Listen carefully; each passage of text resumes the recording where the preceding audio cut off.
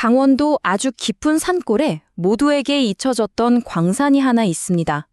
그런데 이 광산이 지금 전 세계 강대국들의 싸움 때문에 다시 깨어나고 있다고 해요. 대체 어떻게 된 일일까요? 오늘 바로 그 얘기를 좀 해보려고 합니다. 바로 이곳 강원도 영월의 상동읍인데요. 한때는 정말 잘 나갔는데 지금은 뭐랄까 좀 낡고 스산한 느낌이잖아요. 근데 바로 이 마을에 다시 활기가 돌기 시작했다는 겁니다.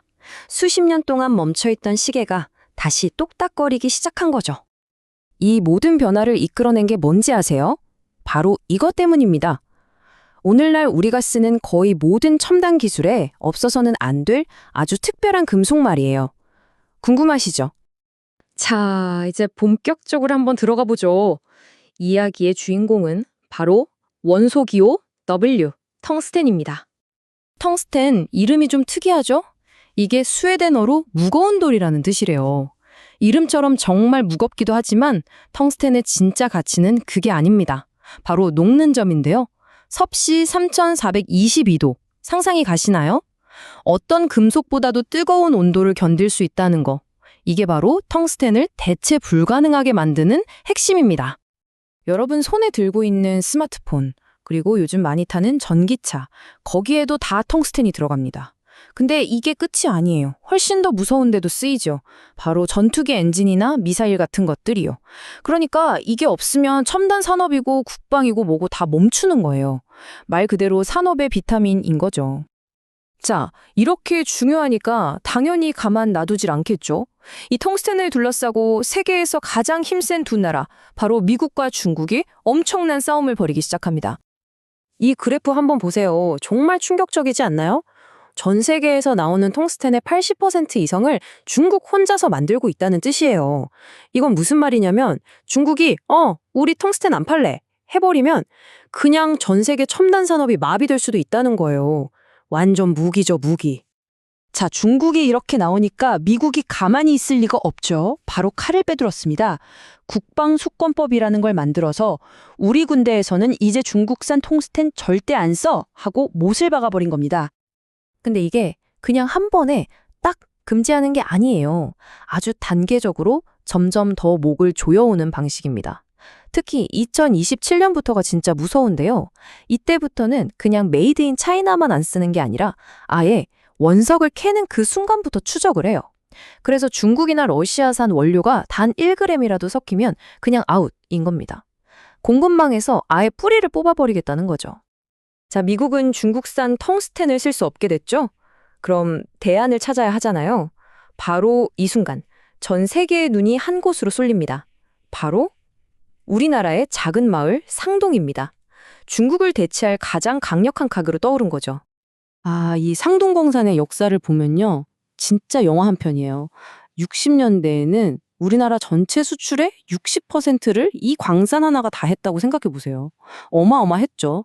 그런데 그랬던 곳이 값싼 중국산에 밀려서 결국 문을 닫았단 말이죠. 그리고 무려 32년 만에 이 미중 갈등 덕분에 화려하게 부활하게 된 겁니다.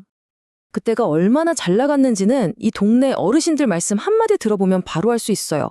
와, 걔가 10,000원짜리를 물고 다녔다니 진짜 상상이 안 가죠? 그 시절의 영광을 되찾으려는 움직임이 지금 시작되고 있는 겁니다. 이게 그냥 옛날에 쓰던 광산 먼지 철고 다시 쓰는 그런 수준이 절대 아니에요. 텅스텐을 캐려고 새로 뚫은 굴, 그러니까 갱도 길이만 무려 4.2km래요. 어마어마한 최첨단 시설이 지금 새로 지어지고 있는 겁니다. 그리고 이 갱도 안에서 정말 신기한 광경을 볼 수 있다고 하는데요. 캄캄한 굴 속에서 텅스텐 원석에 자외선 램프를 딱 비추면 마치 보석처럼 푸른 은하수처럼 반짝인데요. 너무 아름답지 않나요? 바로 저 신비로운 푸른빛이 지금 이 자원 전쟁의 흐름을 바꿀 게임 체인저가 되는 겁니다. 근데 더 놀라운 게 뭔지 아세요? 바로 그 양입니다, 양. 상동광산에 묻혀있는 텅스텐이 무려 5천만 톤으로 추정된대요. 이 정도면 앞으로 최소 50년은 거뜬히 캘 수 있는 양입니다. 그러니까 이게 그냥 몇 년 쓰고 말 땜빵이 아니라는 거예요. 아주 장기적인 엄청난 전략적 자산이 되는 거죠. 자, 그런데 말이죠. 여기서 이야기가 아주 흥미롭게 꼬입니다. 반전이 하나 있어요. 이 광산 분명히 대한민국 땅 강원도에 있잖아요. 근데 주인이 한국 회사가 아니에요. 이게 어떻게 된 거냐면 소유폰이 계속 바뀌어왔어요. 처음엔 우리나라 국영기업 거였죠? 대한중석이라고.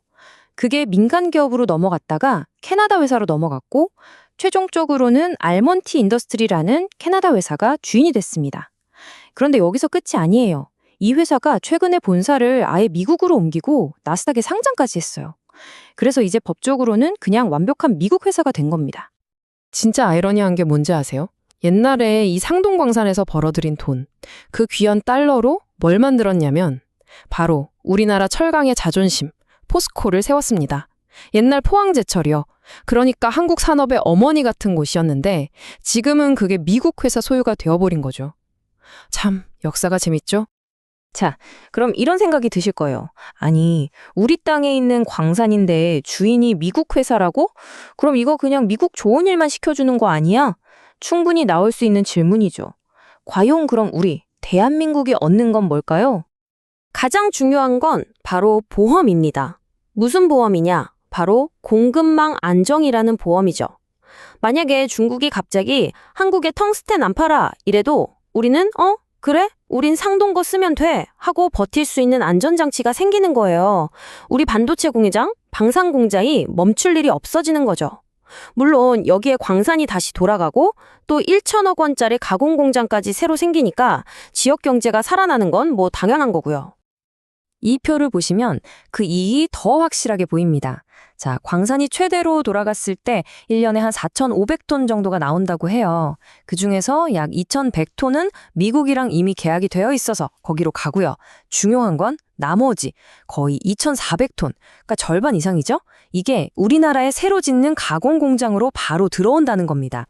결론은 우리 땅에서 나는 핵심 자원의 절반 이상을 우리가 우선적으로 확보할 수 있게 된다는 거죠. 이게 핵심입니다. 이 상동의 부활 스토리를 따라와 보니까 결국 이런 질문을 던지게 되는 것 같아요. 새로운 자원 전쟁의 시대에는 서류상의 주인이 누구냐보다 그 자원이 어디에 있느냐, 바로 그 위치가 훨씬 더 중요한 거 아닐까요? 어쩌면 우리는 지금 그 거대한 변화의 시작을 바로 우리 땅에서 목격하고 있는 건지도 모르겠습니다.